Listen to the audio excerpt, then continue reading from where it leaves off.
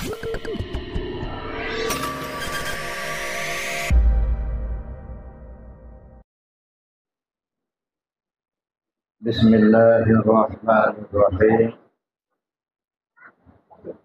Assalamualaikum warahmatullahi wabarakatuh.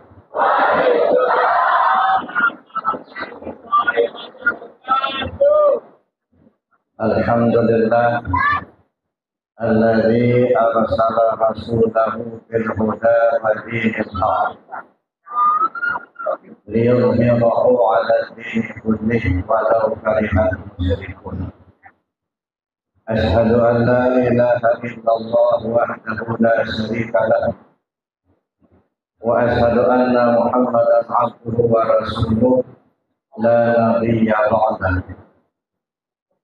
Allahumma shalli 'ala sayyidina Muhammad wa 'ala alihi wa ashabihi ajma'in. Qala Allah ta'ala fil Qur'anil Karim, a'udzu billahi minasy syaithanir rajim. Bismillahirrahmanirrahim. Laqad kana lakum fi rasulillahi uswatun hasanah liman kana yarjullaha wal yawmal akhir wa dzakarallaha katsiran. Wa qala akhar, Bismillahirrahmanirrahim. Ya ayyuhan nabi, inna arsalnaka syahidan wa mubasysyiran wa nadhiran wa da'iyan ila Allahi bi'iznihi wa sirajan munira. Wa qala an-nabiy sallallahu alaihi wasallam, bu'istu liutammima makarimal akhlaq. Shadaqallahul azim wa sadaqa rasuluhun nabiyul karim wa nahnu ala dzalika minas syahidin wa syakirin walhamdulillahi rabbil alamin. Yang saya hormati Bapak Lurah Kalianda, Bapak Fahmi Roza, Sarjana Ekonomi, dan yang saya hormati Bapak Ketua KBSD Kabupaten Lampung Selatan, Bapak Insinyur Nasrullah.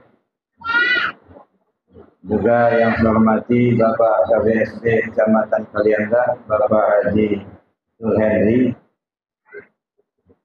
Yang saya hormati Bapak Ketua Lingkungan Nomor 4, Bapak Johansa. Dan yang juga saya hormati Bapak Ketua RT 06, Bapak Idham Khalid SAG, serta Al-Mukarram Habib Abdullah bin Yahya, juga Bapak Ketua PHBI, Bapak Al-Biadi, Sarjana Agama, Bapak-bapak, para tokoh agama, para kiai, para ustaz, serta bapak-bapak para penyesepuh, Bapak Ibu, para jamaah rahimakumullah. Alhamdulillah, bersyukur kita kepada Allah Subhanahu wa taala, di malam hari ini kita ditakdirkan Allah dapat bersama-sama mengikuti peringatan hari kelahiran junjungan kita Nabi besar Muhammad. Kita sudah sering mengikuti peringatan hari besar Islam, khususnya peringatan Maulid Nabi seperti ini. Namun memperhatikan dan menimbang pelajaran yang disampaikan oleh para kiai, para ustaz tentang hikmah Maulid Nabi ini, tidak ubahnya seperti kita menimbang laut. Semakin ditimbang nggak bakal kering-kering kan? Ya, kayak nimbal laut, nggak selesai-selesai dan tidak akan habis-habisnya. Karena begitu besarnya peran beliau di muka bumi ini, dan begitu banyak contoh-contoh yang dapat kita tiru. Maka walaupun banyak kiai, banyak ulama yang sudah menceritakan tentang beliau, tidak akan habis-habisnya. Mudah-mudahan kita dapat mencontoh apa yang beliau sampaikan, apa yang beliau laksanakan. Oleh karena itu, peringatan yang kita laksanakan pada malam hari ini paling tidak ada 3 poin yang perlu kita perhatikan. Yang pertama, menumbuhkan rasa cinta kita kepada junjungan kita Nabi Muhammad SAW, dan juga menambah yang sudah ada mahabbahnya kepada Rasul, mudah-mudahan tambah mahabbahnya kepada Rasul. Sebab kecintaan kita kepada Rasul itu artinya kecintaan kita kepada Allah. Ketaatan kita kepada Rasul itu sama dengan ketaatan kita kepada Allah. Man ata'ani faqad ata'allah wa man asani faqad asallah. Siapa orang yang mentaati aku, kata Nabi, pada prinsipnya, pada hakikatnya dia mentaati Allah. Tapi siapa orang yang mendurhakai aku, maka sebenarnya juga dia mendurhakai Allah. Nah, oleh karena itu mudah-mudahan kehadiran kita pada malam hari ini dalam memperingati hari kelahiran junjungan kita Nabi Muhammad SAW menambah-nambah rasa kecintaan kita kepada beliau. Kenapa demikian? Karena dulu pernah Bapak Ibu, Rasulullah SAW cerita kepada sahabat-sahabat. Apa kata Rasul? Saya rindu dengan ikhwanku. Kata sahabat, kami juga ikhwan ya Rasul. Oh bukan, kalian semua sahabatku, bukan ikhwanku. Terus yang ikhwan Rasul itu siapa ya Rasul? Umatku yang belum pernah ketemu aku, tapi mereka sangat cinta kepada aku. Itulah ikhwan-ikhwanku. Mudah-mudahan kita diakui Rasul sebagai ikhwan, sehingga pada hari akhirat nanti kita mendapatkan syafaat daripada beliau. Amin. Allahumma. Mau nggak ibu-ibu dapat syafaat dari Nabi? Sudah ada belum syafaat Nabi itu sekarang? Sudah. Nabi sudah memberikan syafaat sebenarnya kepada kita. Apa itu? Kehadiran beliau ke dunia ini menyampaikan agama Allah, itu merupakan syafaat besar buat anak manusia. Kalaulah Nabi Muhammad dulu tidak hadir ke bumi, mungkin kita nggak kenal Allah, Pak. Kenapa? Karena ajaran-ajaran yang disampaikan oleh rasul-rasul sebelum Nabi kita Muhammad SAW itu sudah banyak ditinggalkan oleh pengikutnya. Ada yang sudah nyembah api, ada yang nyembah berhala. Kalaupun masih ada, mulai dirubah-rubah. Gitu. Untung Nabi datang ke dunia. Kalau Nabi dulu nggak datang ke dunia, mungkin kita sampai sekarang nggak kenal Allah.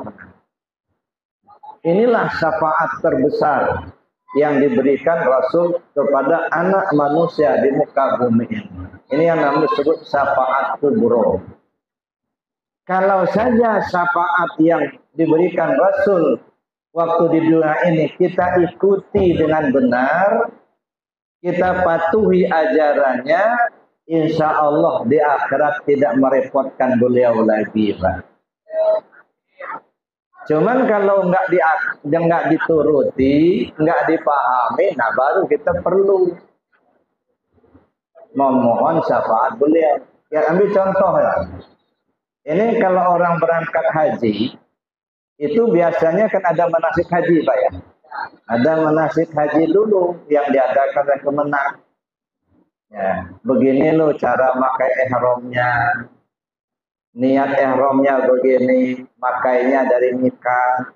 kemudian tawaf caranya begini, terus sa'inya begini, kemudian wukuf di Arafah, lalu kemudian kita melontar jamarah, caranya begini. Kalau saja apa yang disampaikan oleh tim pembimbing waktu manasik haji, kita udah paham betul. Insya Allah sampai di Mekah itu tidak merepotkan pembimbing lagi, Pak. Kan ada TPIH, ya, tim pembimbing ibadah haji yang menyertai jamaah haji. Nah, kalau kita sudah paham betul di sini di Kalianda ini udah ngerti betul kita. Gimana cara pakai ihramnya, bagaimana cara tawafnya, bagaimana cara sa'inya, begitu juga apa yang kita lakukan di Arafah waktu wukuf, bagaimana cara melontarnya, udah ngerti betul. Walaupun ada pembimbing ibadah menyertai kita, insya Allah tidak merepotkan beliau lagi. Bahkan mungkin bisa membantu beliau untuk membimbing yang lain. Cuman kalau di sini kita sedang nggak ngerti, nah disitulah perlu ada bantuan dari pembimbing. Nggak paham kita bagaimana cara pakai ihramnya, nggak ngerti bagaimana cara tawafnya, nggak paham pula bagaimana sa'inya, bagaimana wukuf dan jamarotnya, nggak tahu. Nah, disitulah diperlukan bantuan daripada pembimbing. Tapi kalau sudah paham, ya insya Allah nggak ngerepotkan beliau lagi. Makanya kalau betul-betul syafaat Rasul yang sudah diberikan waktu di dunia ini, kita ikuti dengan benar, insya Allah tidak merepotkan beliau lagi di akhirat nanti. Bahkan boleh jadi bisa membantu beliau untuk menyelamatkan yang lain. Taraktu fikum amroini lan tadillu abada masamasaktum bihima kitabullah wa sunnata rasul. Aku tinggalkan kepada kalian dua macam petunjuk yang kamu tak akan tersesat selagi kamu berpegang kepada kedua petunjuk itu, yaitu Al-Quran dan Sunnah Rasul. Ikuti itu. Cuman gimana ngikutnya? Ngebaca aja nggak bisa. Nah ini repotnya Pak. Jangankan mengikuti ajarannya, ngebacanya nggak bisa. Sudah bisa baca, nggak mengerti pula. Nah ini repot. Ya. Sudah tidak mengerti, akhirnya Pak, kadang ayatnya dibaca, tapi perintahnya ditabrak. Allah sudah jelaskan, hurrimat alaikumul maitatu waddamu wa lahmul khinzir. Hurrimat alaikumul maitatu waddamu wa lahmul khinzir. Diharamkan bagi kamu bangkai, darah, dan daging babi. Malah dipelihara babinya. Malah dibeli dagingnya. Darahnya dibekukan, dibikin sebagai kayak tahu gitu. Masya Allah. Innamal khamr wal maisir wal ansab wal azlam rijsum min amali syaitan. Fajtanibuhu la'allakum tuflihun. Sungguh khamar, memabukkan itu, maisir, judi, bertenung, nyembah berhala, semua itu perbuatan keji, termasuk perbuatan setan. Hindari kalau kamu ingin beruntung. Malah asik judi online. Masya Allah. Ayatnya dibaca, tapi judi jalan terus. Lihat. Ayatnya dibaca, minuman mabuk jalan terus. Nah kalau begini, maka diperlukan betul itu pertolongan Rasul nanti di akhirat. Kalau beliau mau gitu. Repotnya kita ngaku-ngaku umat Muhammad, beliau nggak ngakui kita sebagai umat Muhammad. Kenapa? Karena ajarannya nggak kita ikuti gitu. Ngaku-ngaku hamba Allah, tapi Allah tak mengakui kita sebagai hambanya. Nah tambah repot lagi gitu. Nah, makanya bagaimana supaya kita diakui oleh Rasul sebagai umatnya, diakui oleh Allah sebagai hambanya. Ini yang kita harus usahakan. Makanya peringatan Maulid Nabi ini antara lain supaya menambah kecintaan kita kepada Rasulullah Sallallahu Alaihi Wasallam. Cinta kita kepada Rasul itu bukan sekedar cinta menyebut namanya, ikuti ajarannya. Man ahabba syai' bahwa aktsaru dzikruh. Siapa orang mencintai sesuatu, maka sesuatu itu sering disebut-sebutnya. Cobalah perhatikan, Pak. Ya. Kalau seorang suami cinta banget sama istrinya, biasanya setiap dia ngobrol, istrinya yang jadi ceritanya. Oh, kalau istri saya, maka kalau masaknya gini lah. Orang cinta betul sama anaknya, anaknya jadi objek ceritanya. Kemana-mana cerita anak. Oh, kalau anak sudah berhasil, sudah kerja di sini, di situ. Nanti ketemu orang lain, cerita anaknya lagi. Tanda cinta betul sama anaknya. Orang mencintai jabatannya, tiap ngobrol jabatan yang diceritakannya. Maka kalau kita cinta kepada Allah dan Rasul, maka bahan cerita kita tentu Allah dan Rasul. Isi hati kita cuma Allah dan Rasul, kata. Nah, bagaimana supaya menumbuhkan rasa cinta itu kepada Allah dan Rasul? La yu'minu ahadukum hatta ayyakuna Allah wa rasulah ahabba mimma siwahuma. Belum sempurna iman salah seorang kamu sebelum kamu mencintai Allah dan Rasulnya lebih dari segalanya. Nah, makanya kita mencintai satu mesti karena Allah. Cinta kita sama istri kita karena Allah. Cinta kepada suami karena Allah. Cinta kepada anak karena Allah. Begitu. Jadi semuanya dilandasi karena Allah. Bukan cintanya kena duitnya banyak. Nanti duitnya sudah nggak ada lagi. Abang sayang, abang dibuang. Ada uang, abang disayang. Tak ada uang, abang dibuang. Nah, repot kita. Masya Allah, Bapak Ibu yang saya hormati. Itu yang pertama. Menumbuhkan rasa cinta atau mempertebal rasa cinta kita kepada junjungan kita Nabi besar Muhammad Sallallahu Alaihi Wasallam. Yang kedua, menambah keyakinan kita akan kebenaran ajaran yang beliau sampaikan. Jadi bukan hanya mencintai beliau, tetapi menambah keyakinan kita kepada kebenaran ajaran yang beliau sampaikan. Nah, kalau kita sudah yakin apa yang beliau sampaikan adalah satu hak yang benar, maka kita mesti akan mengikutinya. Nah, kita ini kan banyak Bapak Ibu yang saya hormati, ya. Kadang-kadang kita dipisahkan antara pemikiran kita selaku anak manusia dengan keyakinan yang harus kita yakini. Salah satu contoh, mungkin sering saya sampaikan juga di tempat lain. Innallaha la yughayyiru ma biqaumin hatta yughayyiru ma bi anfusihim. Allah tidak akan merubah nasib satu kaum sebelum kaum itu merubah nasib mereka sendiri. Pernah nggak dengar ayat itu, Pak? Pernah, ya. Benar nggak itu terjemahannya? Benar begitu. Dialah terjemahan debat agama kan gitu. Allah tidak akan merubah nasib satu kaum sebelum kaum itu merubah nasib mereka sendiri. Mungkin kalau sekilas lintas dalam pikiran kita benar. Tapi coba perhatikan secara akidah. Jauh, Pak. Jauh keliru. Saya berani katakan keliru. Masa iya lebih kuasa kaum itu sedaripada Allah? Kalau kaum nggak merubahnya, Allah nggak akan merubah. Berarti nggak kuasa Allah itu. La ilaha illallah. Jadi otak kita itu sudah diarahkan kepada hal-hal yang tidak seharusnya seperti itu. Innallaha la yughayyiru ma biqaumin hatta yughayyiru ma bi anfusihim.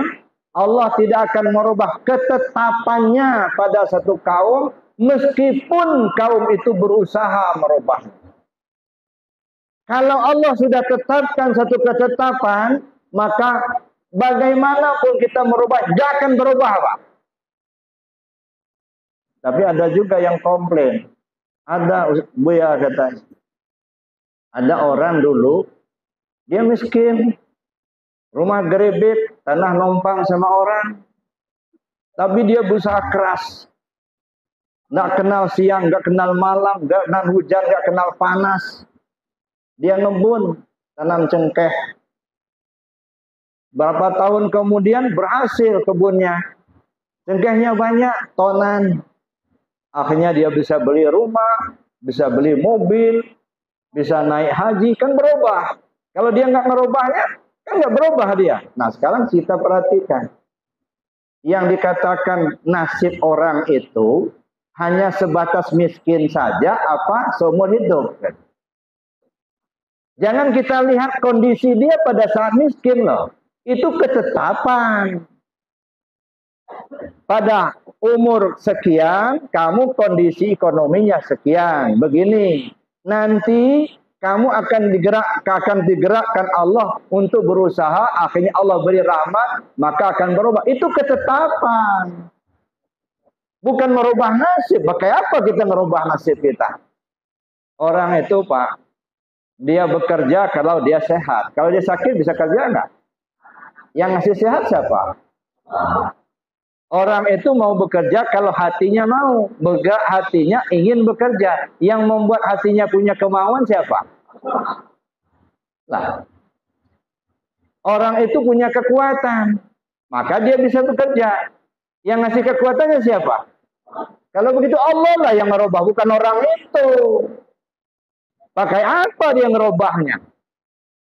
Dia kuat pakai kodrat Allah, dia punya mau pakai iradat Allah, dia punya ilmu pakai ilmunya Allah, dia punya penglihatan basarnya Allah, dia punya pendengaran samanya Allah, punya Allah semua. Yang menggerakkan hatinya ya Allah juga gitu. Bagaimana mungkin kita katakan kita yang merubah gitu? Dan itu ketetapan. Maka saya katakan tadi, Allah tidak akan merubah ketetapannya pada satu kaum, meskipun kaum itu berusaha merubah. Makanya di dalam hadis disebutkan, kalaupun berkumpul jin dan manusia dari awal mula dijadikan hingga hari kiamat, untuk membinasakanmu tidak akan terjadi. Kecuali sesuatu yang memang sudah Allah tetapkan untukmu. Begitu juga kalaupun berkumpul jin dan manusia dari awal mula dijadikan untuk memberikan suatu manfaat kepadamu, tidak akan terjadi. Kecuali sesuatu yang memang sudah Allah tetapkan untukmu. Allah itu nggak cucuk cabut, Pak. Ya. Kalau sudah begini ya begitu. Kalau haram ya haram begitu. Nggak cucuk cabut. Nah, jadi gitu Bapak Ibu. Itu salah satu di antaranya. Jadi artinya kita yakin betul kebenaran yang diajarkan oleh Rasul itu, sehingga kita berusaha untuk melaksanakan itu. Makanya Nabi itu merupakan contoh terbaik. Laqad kana lakum fi Rasulillahi uswatun hasanah. Sungguh pada Rasul itu menjadi contoh tauladan yang baik buat kalian. Bagi siapa? Liman kana yarjullah. Bagi siapa yang ingin berjumpa dengan Allah, ingin kembali kepada Allah. Wal yaumal akhir, bagi siapa orang yang ingin selamat di hari akhir. Wa zakarallaha katsira, bagi siapa orang yang ingin zikir banyak. Dalam ayat ini 3 poin itu. Jadi Rasul itu menjadi suri tauladan bagi kita, untuk kita contoh bagi siapa orang? Pertama, bagi orang yang ingin selamat kembali ke Allah. Saya kan nggak tahu juga nih, ibu-ibu mau kembali ke Allah apa enggak? Benar mau? Mau, Bu? Mau benar? Enggak dicatat gitu kalau mau. Mau cepat apa mau lambat? Mikir gimana ya? Ya, sebab begini, kalau orang sudah kembali ke Allah itu, kan sering kita dengar, dia dapat titel Pak, walaupun nggak sekolah. Ya, apa titelnya? Kalau laki-laki almarhum, kalau perempuan almarhum. Andaikan saya doakan, mudah-mudahan ibu-ibu cepat almarhumah. Amin. Enggak. Enggak mau ya. Kalau bapak-bapak, mudah-mudahan bapak-bapak cepat almarhum. Amin. Nah separuh amin ya. Ke belakang enggak. Kenapa? Bismillahirrahmanirrahim. Dengan nama Allah yang Maha Pengasih lagi Maha Penyayang. Rahim, penyayang. Laki-laki yang disayangi bahasa Arabnya almarhum. Orang yang disayangi, isim maf'ul. Kalau perempuan yang disayangi bahasa Arabnya almarhumah. Makanya ibu-ibu mau disayangi apa enggak? Mau banget. Bahasa Arabnya apa tadi? Mau disayangi Allah, mau kan? Bahasa Arabnya almarhumah. Maka saya doakan mudah-mudahan cepat almarhumah. Amin. Nggak berani juga. Kenapa begitu? Karena persepsi kita kalau kembali ke Allah itu mati. Ya kan Bu ya? Itu. Rata-rata lah kalau sudah bicara kembali ke Allah itu persepsinya mati. Padahal maaf Bapak Ibu, mati itu tidak jaminan orang kembali ke Allah. Nah, nggak jaminan. Mati itu batas waktu untuk kembali kepada Allah. Kapan kita harus kembali ke Allah? Mulai lahir sampai mati. Kalau sudah mati, tutup, tidak ada kesempatan untuk kembali lagi. Jadi batas waktu untuk bisa kembali ke Allah itu ya batasnya mati. Makanya kalau masih hidup sekarang ini tidak kembali ke Allah, khawatir sampai akhirat nggak bakal balik ya. Kalau nggak kenal Allah di dunia, di akhirat nggak bakal kenal. Maka nabi hadhi a'ma wa huwa fil akhirati a'ma wa adalla sabila. Siapa orang yang buta tentang Allah di dunia sekarang ini, di akhirat pun dia buta dan akan menempuh jalan sesat. Na'udzubillah, tsumma na'udzubillah. Jadi kalau mau kembali ke Allah Pak sekarang sebelum mati. Makanya Allah ingatkan betul itu. Wala tamutunna illa wa antum muslimun. Jangan sampai kamu mati, kamu belum selamat pulang ke Allah. Selamat dulu kita pulang ke Allah, nah baru mati, maunya begitu. Inna lillah jasa inna lillah, Allah itu ibadun jasadu fil ardi wa ruhu tahtal arsy. Allah punya banyak hamba yang jasadnya lagi di bumi tapi ruhnya sudah ke aras. Ini orang sudah kembali tapi belum pulang. Inna lillah ibadan jasadu fil ardi wa ruhuhu tahtal arsy. Allah punya banyak hamba yang jasadnya lagi di bumi, tapi ruhnya sudah ke aras. Yang pedagang masih jualan, yang petani masih ke sawah ke ladang, yang pegawai masih ngantor, tapi ruhnya sudah nongkrong di aras. Jangan sampai jasadnya udah dikubur, ruhnya masih tinggal. Nggak balik. Mendingan kalau bisa bikin baju baru. Khawatirnya beda baju lagi nanti. Nah, bajunya panjang-panjang kaki 4 bulan deh. Nah, itu repot kita.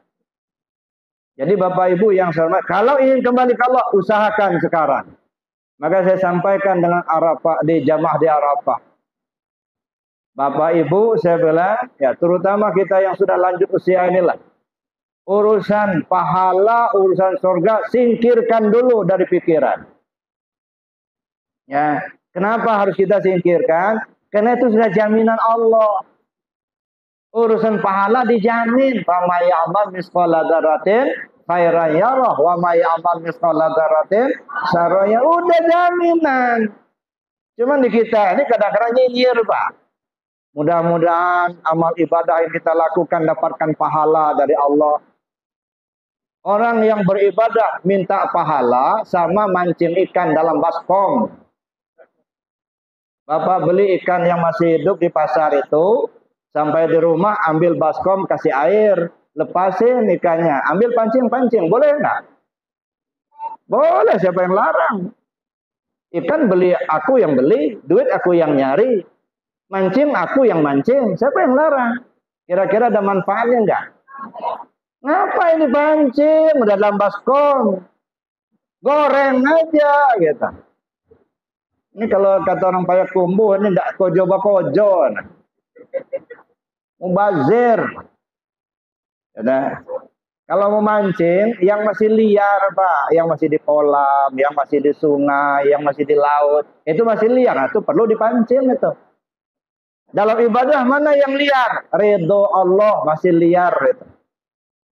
Belum tentu lu tunggang-tunggik kita semalam suntuk ibadah dapat ridha Allah. Belum tentu. Karena tidak ada ketentuannya secara khusus, maka kita minta mudah-mudahan amal ibadah kita mendapatkan ridha Allah. Amin. Allahumma amin. Jangan minta pahala lagi. Pahala itu kan sebab akibat. Ya. Diri kita ini ada diri jasmani, ada diri rohani. Ibu punya ruh apa enggak? Punya, alhamdulillah. Sudah pernah bikin ruh? Belum? Beli? Nanam? Nah, bikin enggak pernah, beli enggak pernah, tanam tidak. Kok punya? Dari mana dapat? Dari Allah. Kapan dikasihnya? Itu ruhnya Allah, bukan ruhnya punya ibu. Bukan. Kita aja yang ngaku-ngaku punya. Fanafaktu fihi min ruhi. Kutiupkan ruhku, kata Allah. Ruhnya siapa tuh? Ruhnya Allah. Kenapa ngaku punya? Nah, ini yang repotnya, Pak. Kita ini banyak pinjaman dari Allah, cuman kita ngaku milik kita. Awas itu. Kasih pinjaman motor, nggak dibalikkan, malah dijual. Tangkap polisi nanti. Maka Allah ingatkan itu. Wa anfiqu mimma razaqnakum min qabli an ya'tiya ahadakumul maut. Serahkan apa yang sudah Allah berikan padamu sebelum kematianmu datang. Jadi apa yang sudah diberikan Allah sama kita, serahkan dulu sebelum ajal tiba, Pak. Kalau sampai ajal tiba tidak diserahkan, nah ini repot, nih. Ini urusan besar, nih. Ya. Khawatir digebuk sama muka nakir itu nanti. Ya. Karena tugas kita di dunia ini, Bapak Ibu, apa sih tugas kita di dunia ini? Dua tugas kita. Kenapa kita turun ke dunia ini? Bawa misi, Pak. Ada tugas khusus dari Allah. Apa itu? Dua. Yang pertama sebagai khalifah Allah. Tuh. Yang kedua sebagai penanggung diri rahasia. Dua ini tugas kita. Yang pertama sebagai khalifah Allah. Inni ja'ilun fil ardi khalifah. Aku jadikan Adam itu sebagai khalifah di muka bumi. Apa itu khalifah? Wakil. Allah nggak butuh wakil, nggak? Allah itu maha kuasa. Allah itu qiyamu ta'ala binafsih. Berdiri sendiri tanpa wakil. Ya, beda dengan kita ini, Pak. Perlu wakil. Malah kadang-kadang wakil itu lebih berkuasa daripada yang diwakili. Kalau wakil bupati, yang berkuasa siapa? Bupatinya, wakilnya tidak punya kuasa, hanya ngikuti bupati. Wakil presiden, yang kuasa siapa? Presidennya. Tapi kalau wakil rakyat yang kuasa siapa? Nah, bukan rakyat yang kuasa. Ini wakil rakyat. Nyatanya mereka yang duduk di kursi yang kuasa. Ini yang kebalik. Nah. Mestinya rakyat yang kuasa gitu. Wakil, ini urusan kami tolong selesaikan. Tugas mereka menyelesaikan. Kita perintah. Tapi sudah berduyun-duyun datang malah nggak muncul gitu. Nah ini Bapak Ibu, ini kebalik dunia sekarang. Nah oleh karena itu Bapak Ibu yang semua hormati, Allah nggak butuh wakil. Tapi maksudnya apa? Khalifah Allah itu kita manusia ini diberi amanah oleh Allah untuk memperagakan sifatnya dalam kehidupan kita. Jadi kita ini alat peraganya Allah loh. Allah Ar-Rahman, Allah Maha Pengasih. Coba peragakan sifat pengasih itu. Suka nolong orang, suka beri. Ketika muncul sifat pengasih, ketahuilah kita sedang memperagakan sifat Ar-Rahman-nya Allah. Bukan kita yang pengasih, Pak. Kalau betul Khalifah Allah, pakai sifat pengasih itu. Ada duit lebih, kasih. Ini kan enggak, selalu yang dipakai itu ilmu cangkul. Cobalah sekali-sekali pakai ilmu sekop begitu. Ilmu cangkul kan narik terus, narik. Kapan ngelempar kan? Tapi pakai ilmu sekop kan seret, lempar. Maka dunia ini jangan masuk ke hati, Pak. Cukup digenggam saja. Supaya gampang melemparkan. Tapi kalau sudah masuk di hati, sakit hati itu kalau lepas, Pak. Nah, tuh, satu. Allah Ar-Rahim. Allah Maha Penyayang. Pakai sifat penyayang itu. Sayang kita kepada semua makhluk Allah. Tak pilih-pilih. Apakah dia saudara kita seiman, sama-sama orang Islam? Apakah dia orang yang bukan beragama Islam? Tapi timbul rasa sayang. Nggak ada rasa kebencian. Ini kita sesama kita muslim saling benci. Gitu. Katanya Khalifah Allah. Tapi yang dipakai sifat belis. Dendam kesumat. Khalifah Allah bukan itu. Bukan. Khalifah Allah artinya kita ini memperagakan sifat Allah selama hidup kita. Allah Al-Ghaffar, Allah Maha Pengampun. Pakai itu. Suka memaafkan kesalahan orang. Sekecil apapun kesalahan kita kepada orang, senang meminta maaf. Sebesar apapun kesalahan orang sama kita, suka memberi maaf.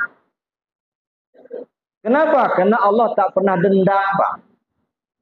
Sifat Allah itu Al-Ghaffar, pengampun.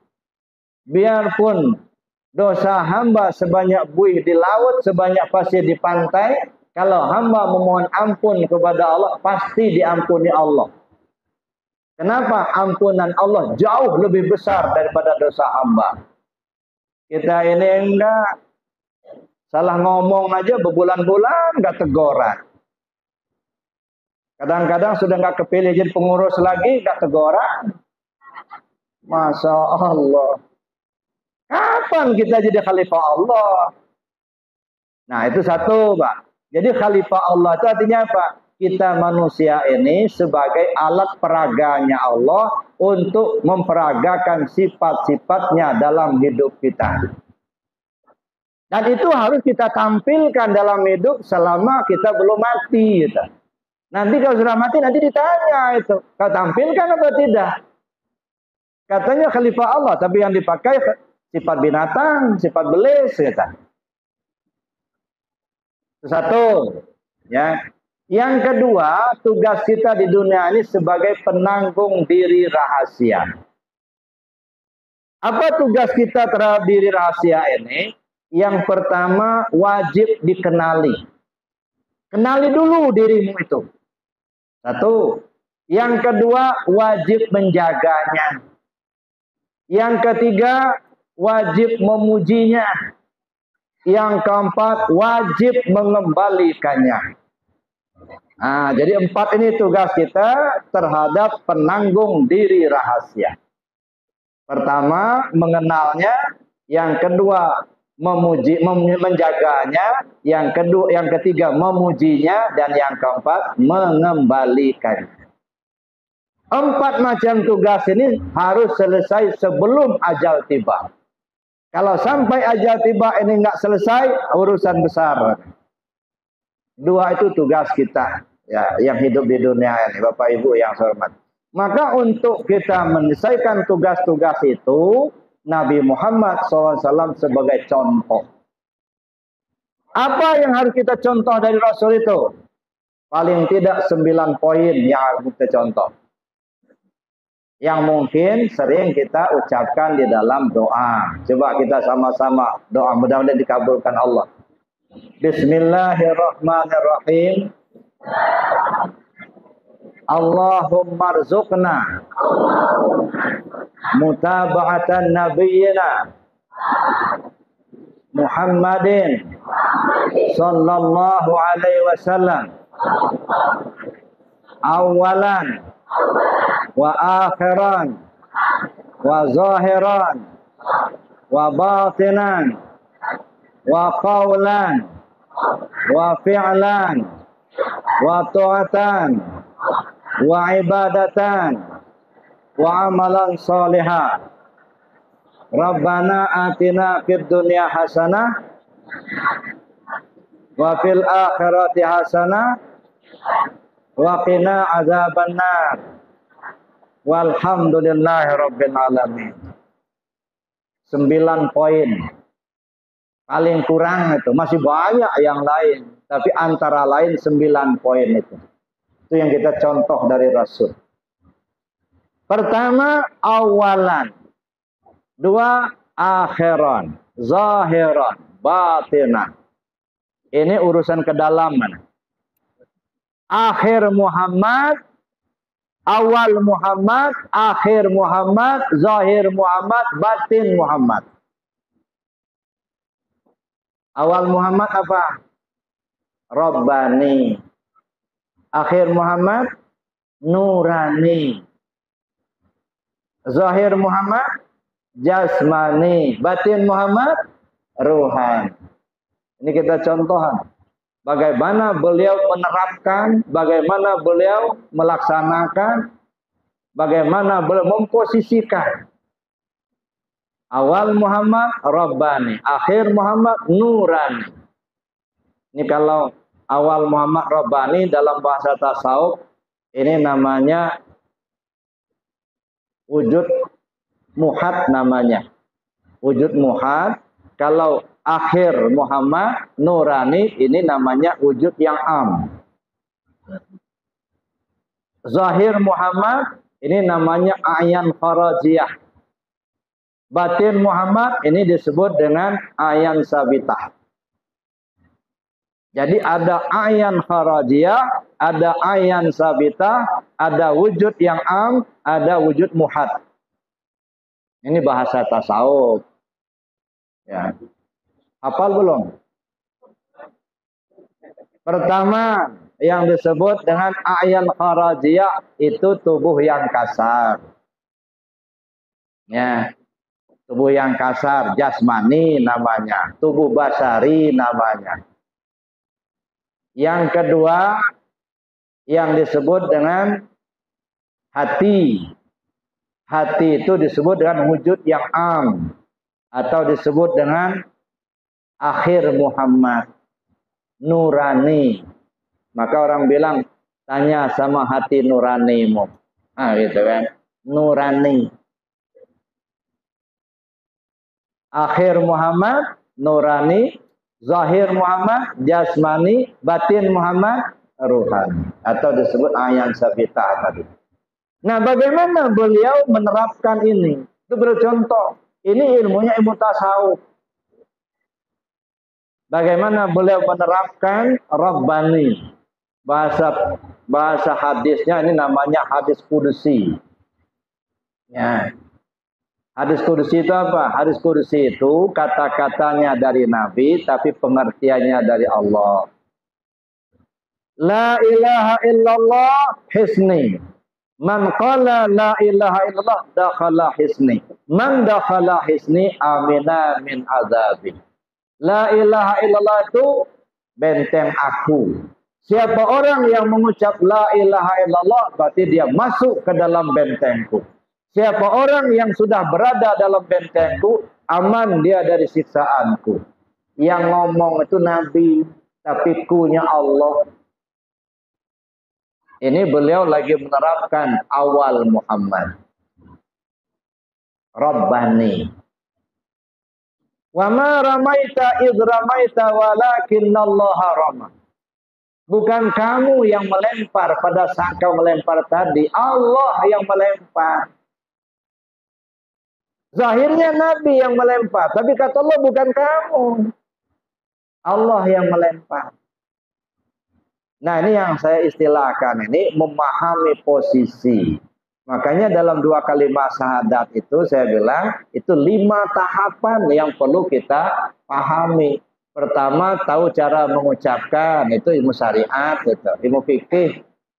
Ilmu tajwid kan ilmu termasuk syariat, fikih. Yang kedua, kita tahu cara mengamalkan ilmu tarekat, belajar tarekat kita. Yang ketiga, memahami isi ilmunya, ilmu akidah, ilmu tauhid. Yang keempat, memahami posisi.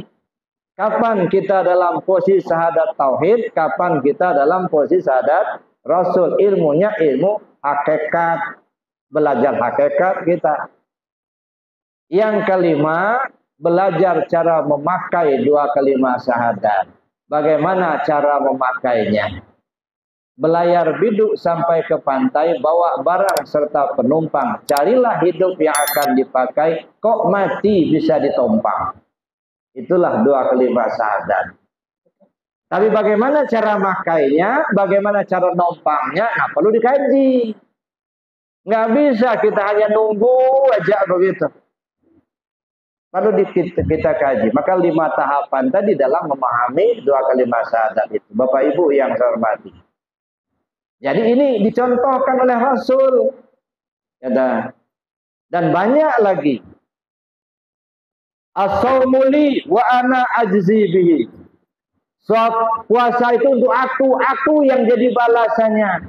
Orang kadang-kadang memahaminya gini. Puasa itu untuk aku yang akan membalasnya. Lalu saya mikir, kalau pemahamannya seperti itu, puasa itu untuk aku yang membalasnya, emangnya Allah itu butuh puasa kita? Untuk aku yang membalasnya. Kalau sholat yang membalasnya siapa? Kan Allah juga.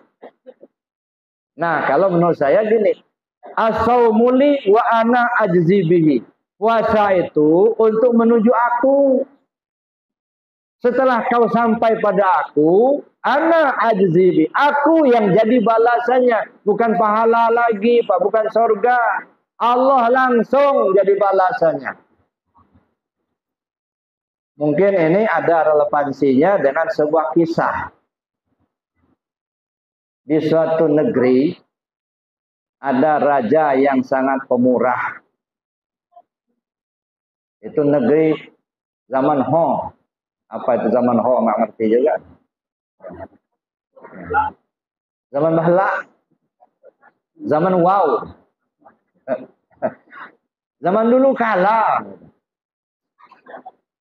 Zaman Sisuk. Ada seorang raja yang sangat pemurah. Lalu dia umumkan. Wahai rakyatku, mulai hari ini silakan kalian datang ke istana, aku akan kabulkan apapun permintaan kalian. Masya Allah, berduyun-duyun orang datang ke istana. Ada yang minta duit, dikasih. Ada yang minta perhiasan, dikasih. Ada lagi yang minta bikinin rumah, dikasih.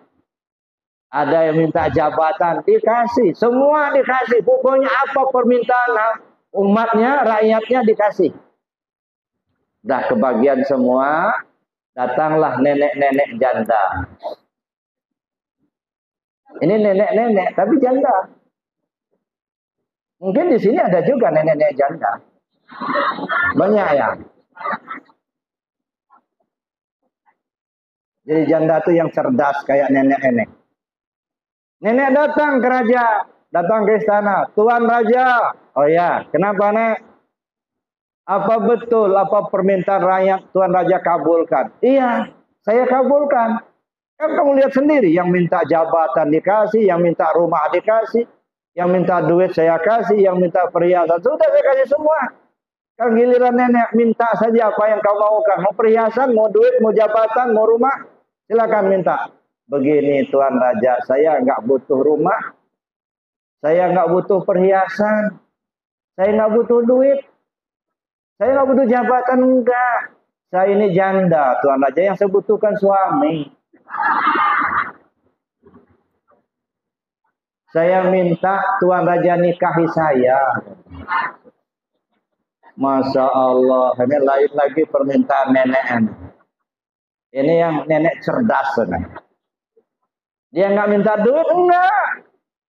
Dia nggak minta rumah, enggak. Nggak minta jabatan, enggak. Yang dia minta rajanya nikahi dia.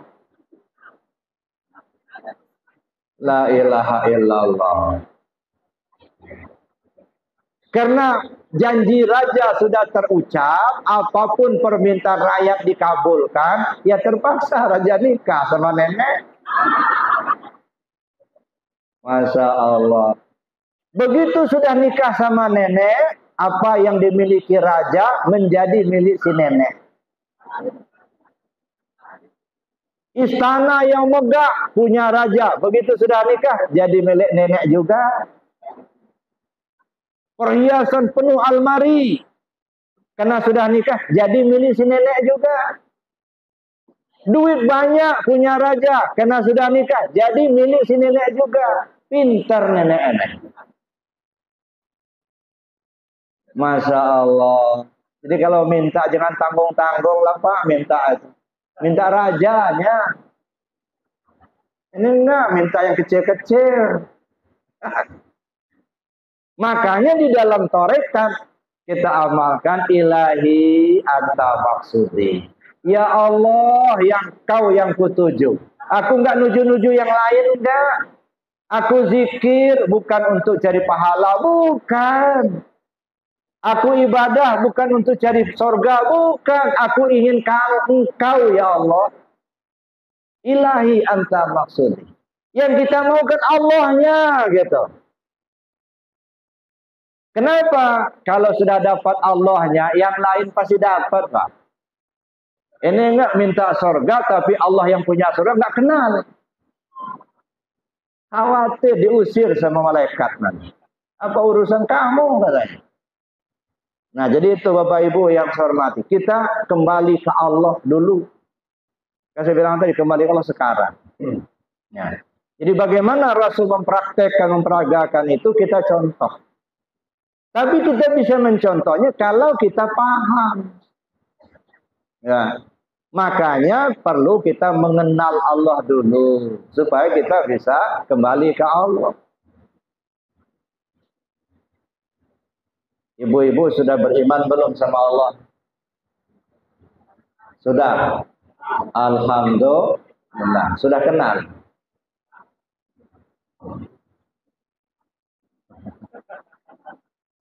Pertanyaannya, orang itu kenal dulu baru percaya, apa percaya dulu baru kenal? Kenal dulu baru percaya. Ada orang datang ke rumah bapak atau ibu, yang baru pertama kali datang, kita juga nggak tahu namanya. Datang dia ke rumah kita, sementara bapak atau ibu ingin keluar rumah, karena ada urusan. Kira-kira mau nggak nyerahkan kunci rumah sama dia? Nggak mau. Kenapa nggak mau? Nggak kenal. Emangnya kalau nggak kenal kenapa? Nggak percaya kan? Kalau gitu percaya dulu baru kenal, apa kenal dulu baru percaya? Kenal dulu baru percaya. Ibu sudah kenal sama Allah? Nah, Udah percaya sama Allah, udah kenal sama Allah, udah. Alhamdulillah. Sekarang saya tanya, apa aja Allah yang Bapak kenali? Sudah, pastilah Bapak Ibu sudah kenal kok sama Allah. Kalau nggak kenal Allah, nggak datang ke masjid, enggak. Sudah kenal, makanya kita percaya.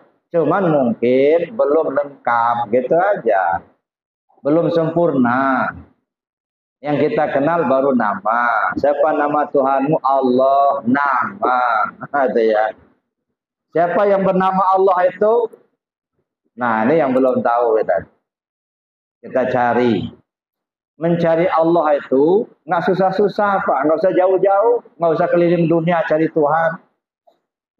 Carilah sama diri sendiri, pasti ketemu. Cuman kita ini banyak mencari Tuhan seperti orang mencari kacamata yang sedang dipakai. Kacamata lagi dipakai, keliling, gimana kacamata saya tadi katanya.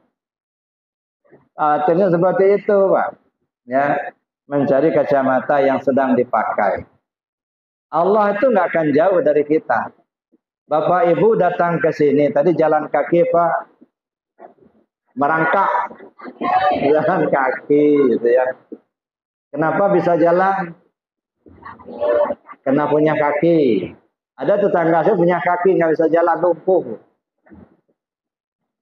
Karena ada kekuatan. Ada kekuatan, maka bisa kita jalan. Yang ngasih kekuatan siapa? Allah. Berarti kita berjalan dengan kekuatan dari Allah. Kita mau datang ke sini karena ada keinginan. Keinginan itu iradat Allah. Kita datang ke sini karena mata kita melihat. Melihat itu basar Allah. Kita datang ke sini kita mendengar. Mendengar itu samanya Allah. Nah, kira-kira Bapak Ibu datang ke masjid ini bersama Allah atau enggak? Bersama Allah. Kalau enggak bersama Allah, enggak datang. Kalau begitu Allah itu dekat loh dengan kita. Ya. Kita cek, benar enggak Allah itu dekat sama kita? Ya. Tubuh kita ini sebenarnya bisa hidup karena ada ruh, ya kan? Kalau nggak ada ruh bisa hidup nggak tubuhnya? Nggak bisa hidup. Makanya tubuh ini dihargai orang kalau ruhnya masih ada. Kalau ruhnya sudah nggak ada lagi, nggak dihargai orang lagi, Pak. Lebih cepat dikubur lebih bagus. Jadi yang dihargai itu kalau masih ada ruhnya. Saya ambil contoh. Ini Pak siapa nama Pak? Pak Maimun. Nah, Pak Maimun. Ini contoh aja, Mak. Ini Pak contoh. Umpama Pak Maimun ini masih bujang. Umpama ada 2 orang gadis. Yang satu gadis ini tinggi semampai. Kulitnya putih bagai kapas. Alisnya bagai semut beriring. Betisnya kayak pauh di layang. Masya Allah. Rambut sebahu. Tapi nggak ada ruhnya.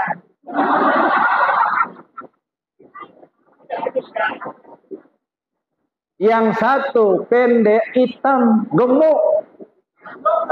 Cuman ada ruhnya. Kira-kira kalau Bapak suruh milih yang mana? Masya Allah. Nggak ada pilihan katanya.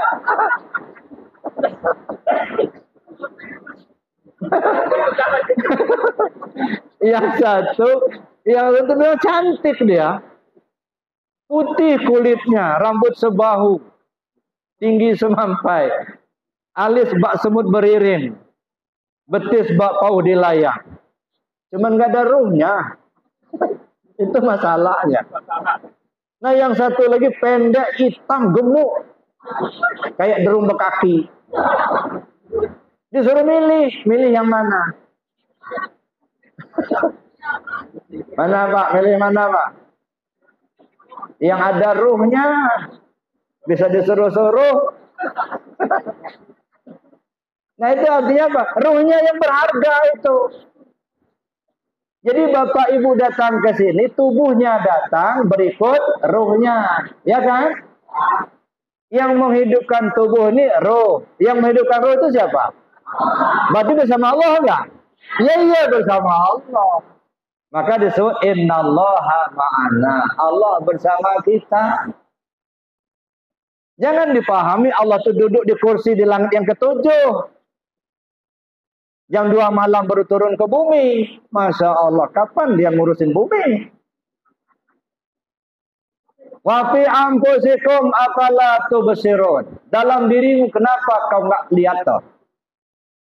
Nahnu aqrabu min hablil warid. Kami lebih hampir dari urat nadimu. Udah jelas. Ya. Wa huwa ma'akum aina ma kuntum. Allah bersamamu dimanapun kau berada.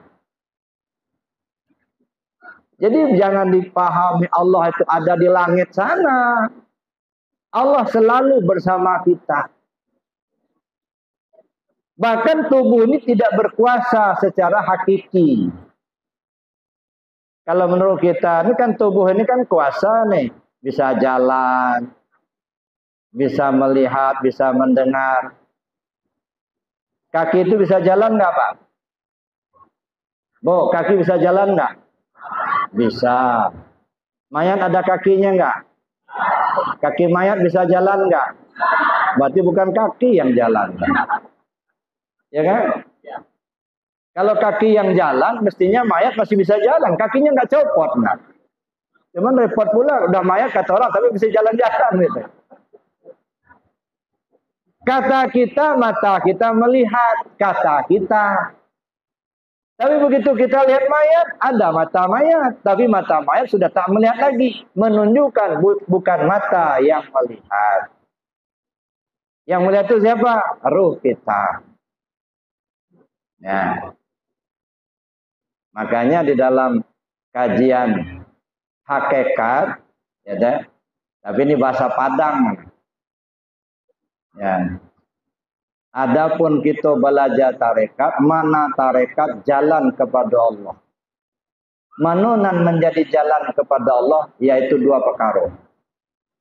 Pertama, tubuh nan lain, artinya tubuh nan kasar. Yang kedua, tubuh nan batin, artinya tubuh nan alui. Sebelum kita berguru, guru alun majakan kepada kita, tabana dek kita, tubuh kasalah nan idoi. Tabana dek kita, tubuh kasalah nan tahu. Tubuh kasalah nan kuaso, tubuh kasalah nan makanda. Tubuh kasalah nan malik, tubuh kasalah nan mandana.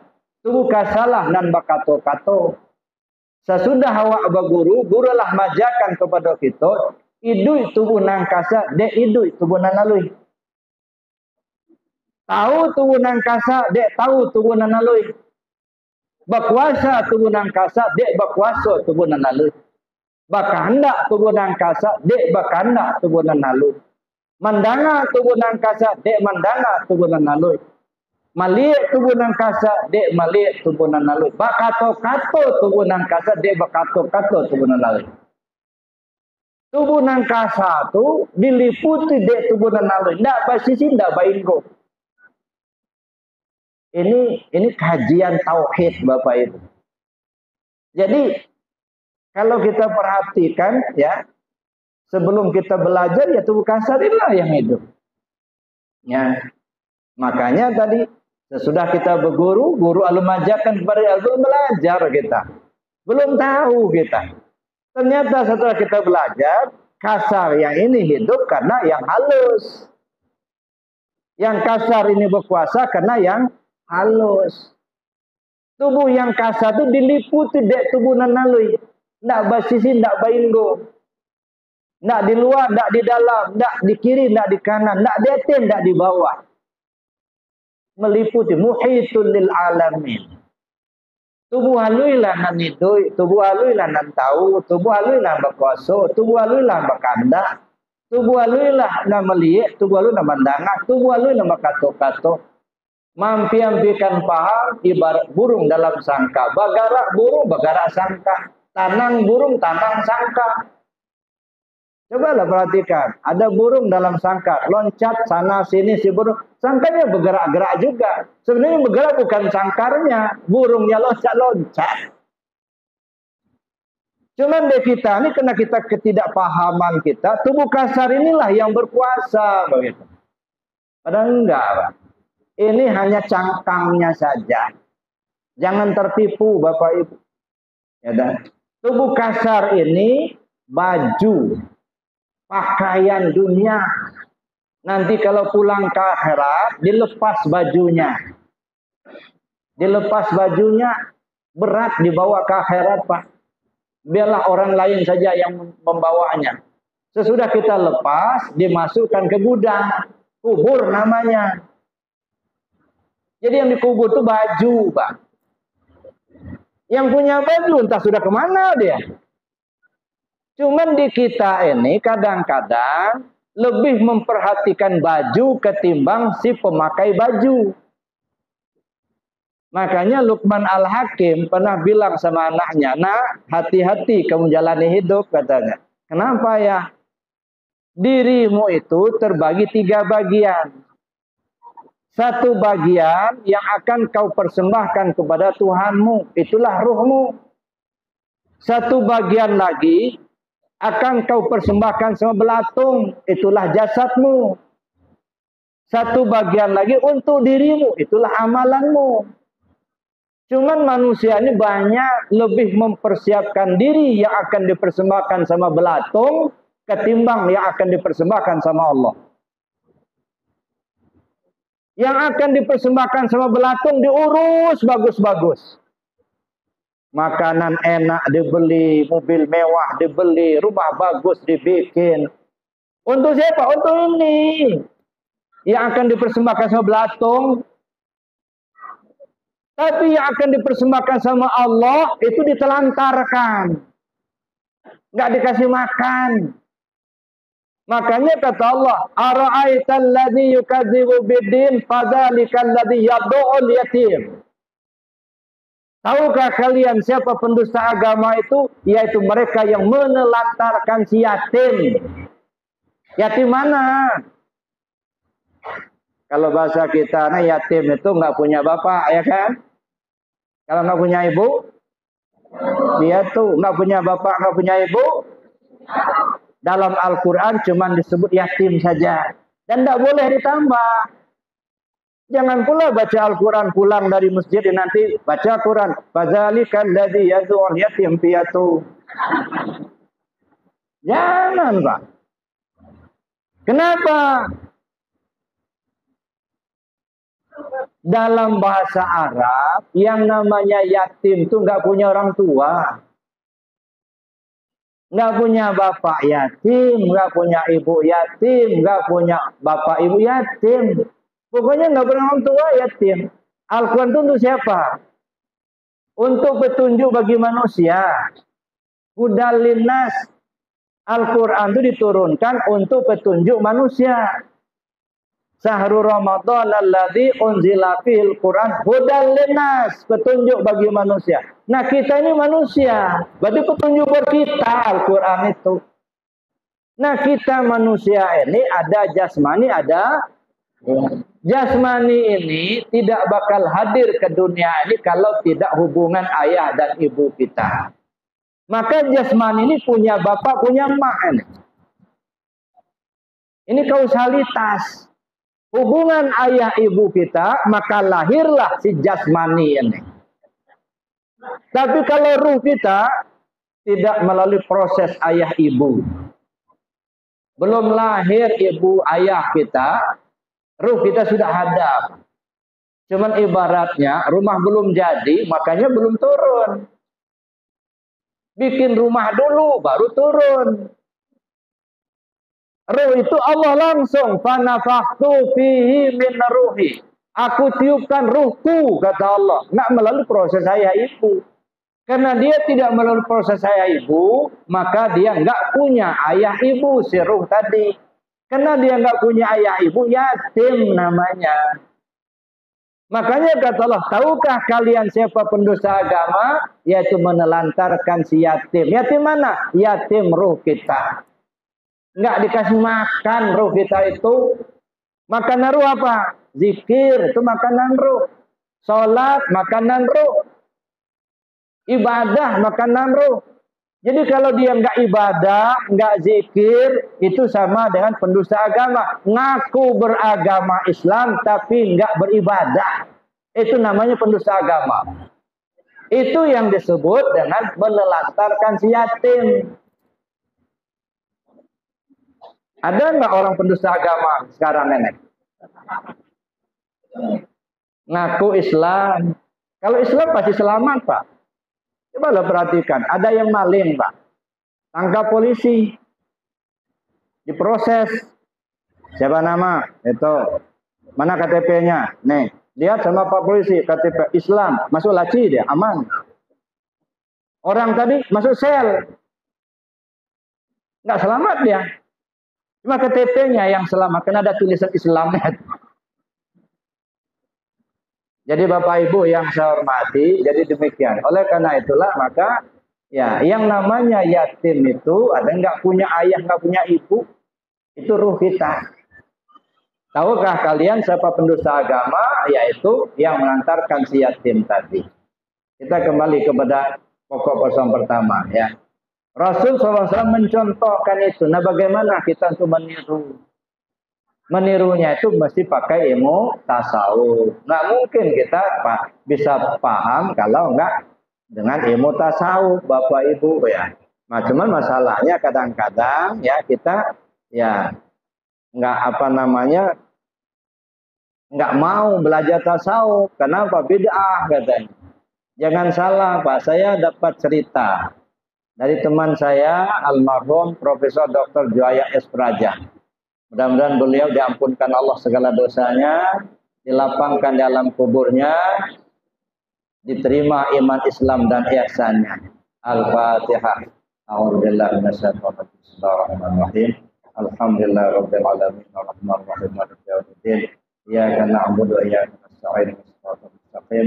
Shiratal ladzina an'amta 'alaihim ghairil maghdubi 'alaihim waladdallin. Beliau cerita dengan saya. Pak Rusdi katanya saya pernah baca buku waktu masih di Amerika. Beliau sekolah di Amerika. Pada suatu hari katanya saya masuk pusaka, kata beliau. Ketemu buku judulnya bagus.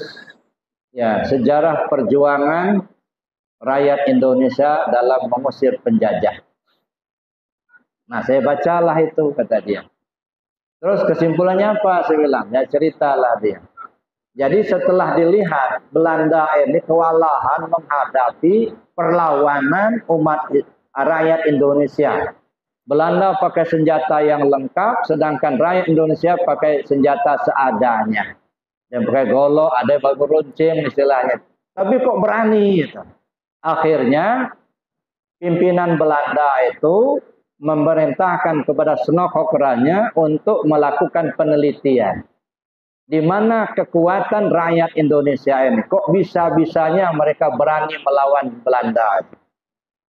Nah akhirnya apa? Diadakanlah penelitian oleh Snokhokeranya itu, cerita beliau. Setelah penelitian, ambil satu kesimpulan, ya, dapat kesimpulan. Perlawanan rakyat Indonesia itu, kekuatannya ada pada umat Islam. Karena rata-rata yang membangkitkan semangat dan melakukan perlawanan terhadap penjajah itu adalah umat Islam. Itu kesimpulan pertama. Jadi kekuatan rakyat Indonesia pada saat itu adalah umat Islam. Sekarang teliti lagi kesimpulan kedua. Di mana letak kekuatan umat Islam itu? Ada pada ulama. Karena rata-rata yang menggerakkan perlawanan terhadap penjajah itu adalah ulama. Ya, kita lihat saja ada Tengku Imam Bonjol di Padang, ada Tengku Umar Johan Pahlawan, ada Jenderal Sudirman. Itu semuanya orang yang ahli agama semua itu. Jadi kekuatannya umat Islam ada pada ulama. Lalu kemudian kesimpulan ketiga, di mana kekuatan ulama itu ada pada ilmu tasawuf. Karena rata-rata ulama yang menggerakkan itu ahli tasawuf, Pak. Tengku Imam Bonjol itu orang sufi. Tengku Umar Johan Pahlawan orang sufi. Termasuk Insinyur Soekarno itu orang sufi. Gurunya Syekh Muhyi Pemijahan. Jenderal Sudirman itu orang sufi. Jadi rata-rata orang sufi semua. Nah akhirnya senokerannya itu ceritanya mengumpulkan semua pimpinan Belanda ke satu aula, lalu beliau berpidato di situ. Di depannya itu ada meja satu, disuruhnya orang tidur di atas meja itu. Orang tidur itu mengapit Al-Quran dengan memegang pedang. Lalu apa kata senokerannya? Umat Islam sekarang ini seperti orang tidur ini. Dia punya buku undang-undang yang sangat dipatuhinya, yaitu Al-Quran. Dan dia punya senjata yang sangat tajam, yaitu jihad fisabilillah. Tetapi sekarang mereka sedang tidur. Bagaimana caranya supaya mereka tidur terus, jangan sampai bangun. Untuk menidurkan umat Islam itu, maka disebarkanlah tasawuf itu bid'ah, tarekat itu bid'ah, tidak boleh dipelajari. Maka zaman dulu orang belajar agama itu tiga macam, Pak, 3 tingkatan. Ada kajian sore, ada kajian malam, ada kajian tengah malam. Kalau kajian sore fikih, nggak urusan itu, nggak apa-apa. Belajar sah batal halal haram, masih sore-sore nggak masalah. Ada kajian malam, mulai maghrib tuh sampai kira-kira jam 10 malam, itu kajian malam, itu tauhid, nggak masalah. Tapi kalau sudah belajar tasawuf, jam 12 malam ke atas, lampu dimatikan. Kalau perlu bisik-bisik, nggak boleh dicatat. Zaman dulu yang mau belajar tasawuf itu, kenapa? Sebab kalau ketahuan belajar tasawuf ditangkap sama Belanda, Pak. Dan orang-orang tasawuf diadu sama orang-orang syariat. Dan diupayakan gimana seorang tasawuf itu kalah dalam berdebat. Dan dibuat satu kesepakatan, siapa yang kalah dibunuh. Maka korbanlah Hamzah Pansuri di Aceh. Korbanlah Syekh Jenar. Itu korban politik Belanda. Nah sampai sekarang kita ketakutan belajar tasawuf itu. Turunan warisan dari zaman dulu. Nggak boleh belajar tasawuf itu. Kenapa? Inti kekuatan dalam Islam itu ada di tasawuf, Pak. Kalau tidak punya tasawuf, sama saja senapan tak punya peluru. Sama saja pedang yang gak tajam. Orang-orang berani mati zaman penjajah dulu. Kenapa? Karena tasawuf. Maka tasawuf itu adalah inti dari ajaran Islam itu. Sama dengan kan ajaran agama kita kan tiga pokok. Islam, iman, dan ihsan. Islam itu ibarat kulit. Iman itu ibarat isi. Ihsan itu ibarat rasa. Jadi Islam itu turunan menjadi ilmu syariat. Iman itu menjadi ilmu hakikat atau ilmu tauhid atau ilmu hakikat. Sedangkan ihsan itu menjadi ilmu tasawuf. Maka tasawuf itu ada 2, tasawuf amali namanya tarekat, tasawuf nazari namanya ilmu ma'rifat. Jadi Islam, iman, dan ihsan melahirkan 4 bidang ilmu. Syariat, tarekat, hakikat, dan ma'rifat. Gitu.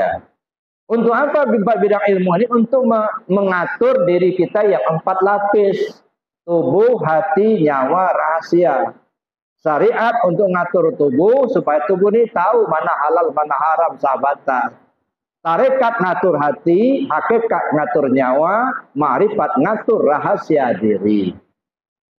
Jadi kalau Islam, iman, dan ihsan ibarat kulit, isi, dan rasa. Bapak, Ibu, kalau beli doren, sebenarnya yang dinikmati apanya? Rasanya. Ya, jadi ada orang ya, pokoknya saya nggak mutasawuf, ya mutasi syariat aja ya sudah, makan tuh kulit doren toh. Jadi syariat itu ibarat ilmu kulit. Maksud ilmu kulit itu apa? Bukan meremehkan, bukan. Ilmu luar.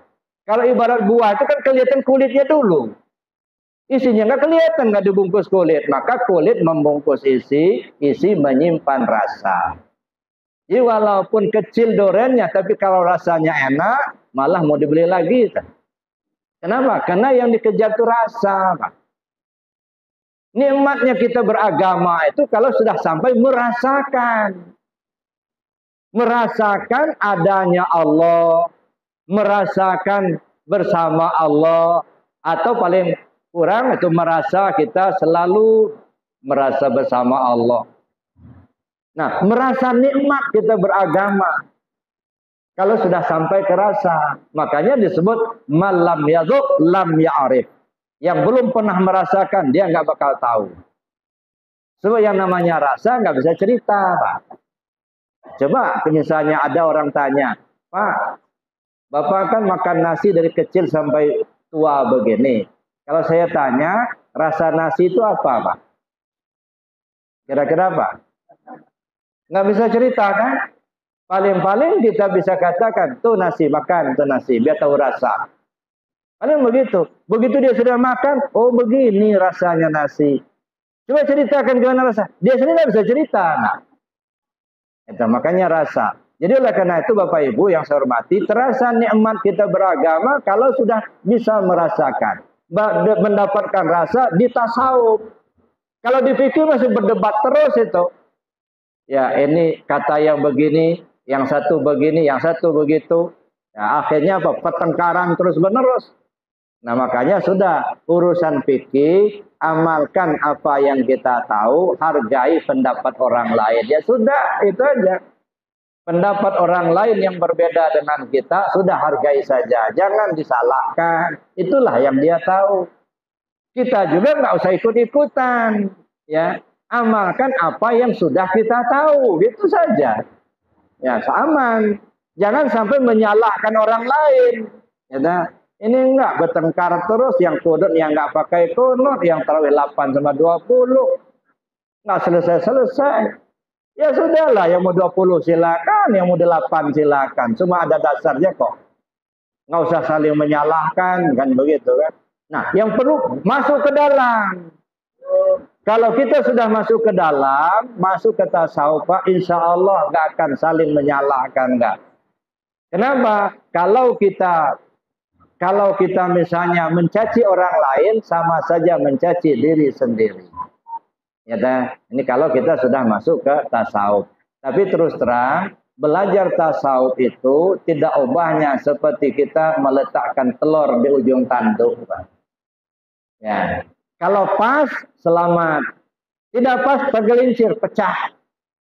Makanya harus hati-hati kita belajar tasawuf. Banyak orang belajar tasawuf sudah nggak sholat lagi.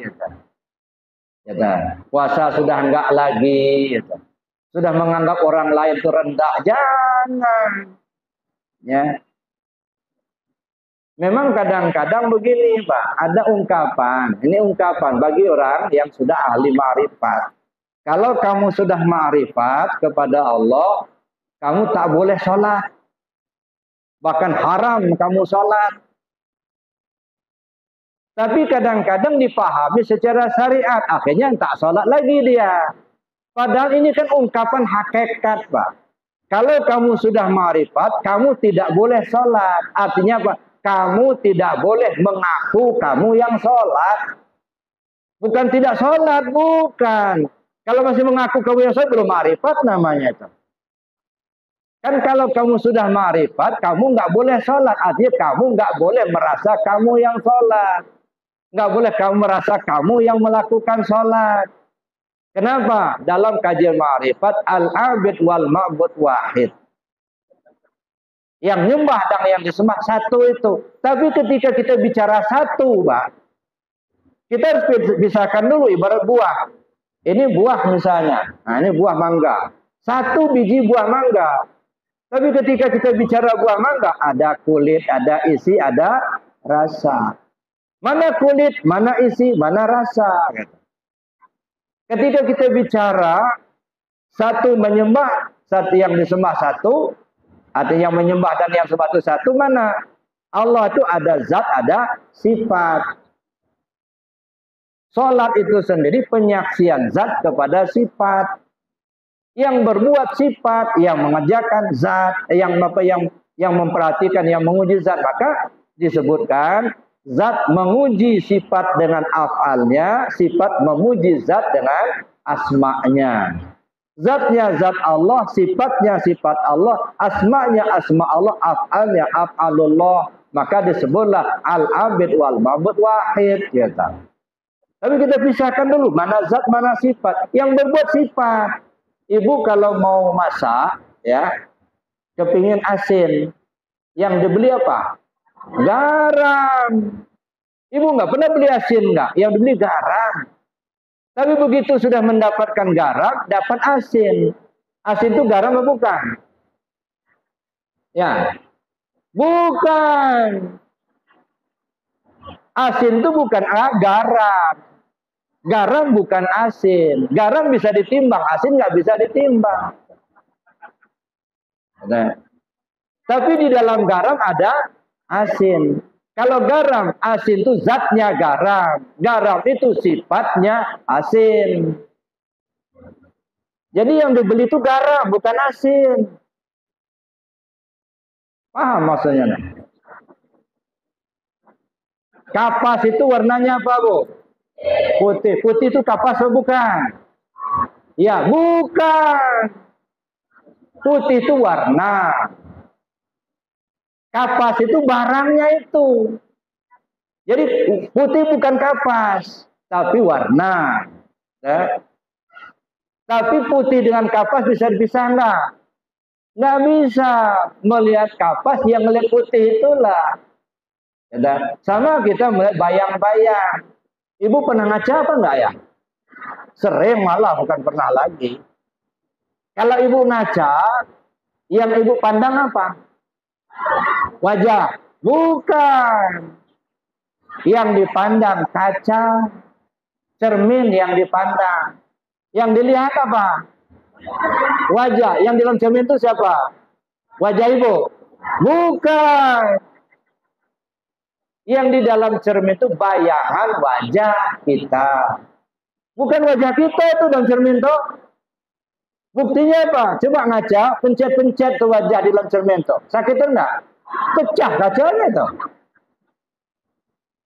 Itu maksudnya dalam cermin itu bukan wajah kita, tapi bayangan wajah kita. Cuman begitu melihat bayangan wajah, serasa-rasa melihat wajah asli. Makanya ibu kalau mau sholat, mau bedak begincu begitu, nah ini kaca, ini kurang pipinya kurang merah, nah di sini kan kelihatan toh. Kenapa? Melihat bayangan di dalam cermin, serasa-rasa asli wajah kita. Melihat nur Allah sama dengan melihat Allah.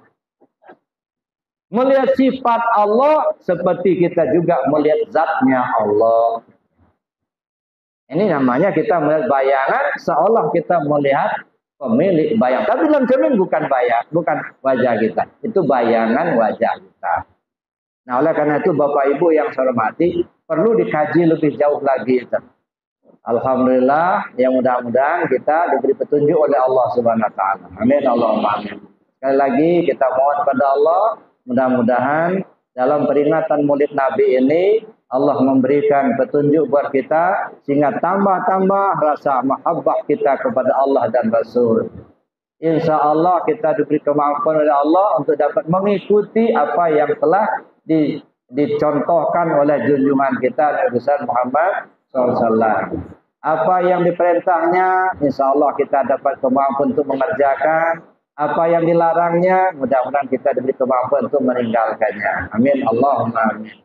Al-Fatihah. A'udzubillahi minasyaitonir rajim. Alhamdulillah rabbil alamin.